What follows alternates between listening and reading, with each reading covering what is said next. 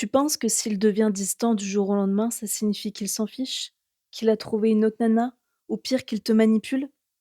C'est pas du tout ça. Avec un homme évitant, c'est beaucoup plus complexe parce qu'au début, il peut être très investi, il peut être très présent, c'est très intense.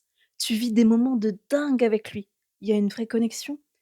Parce qu'au début, il n'y a pas encore la peur de l'engagement. Mais plus la relation devient sérieuse, plus il commence à ressentir une pression. Il se sent pas à la hauteur, il a peur de te décevoir, il a peur aussi de perdre sa liberté. Donc, si toi en face, tu deviens anxieuse, tu lui poses des questions, tu paniques, ou pire, tu t'adaptes, tu ne dis rien, tu le laisses revenir en pensant bien faire, alors lui, il va devenir de plus en plus évitant. Et au final, on va vivre ce cycle encore et encore. L'intensité, la distance, les peurs, je cours, je m'adapte, hop, rupture, et ça recommence. Parce qu'en fait, dans ces moments-là, il faut apprendre à travailler ton anxiété. Reprendre son pouvoir, tu vois, c'est pas juste une question de bien faire ou d'envoyer le bon message, non.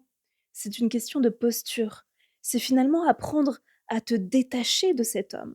Et quand tu arrives à faire ça, crois-moi, c'est là que cet homme évitant, il sort de son évitement et il a envie d'être avec toi.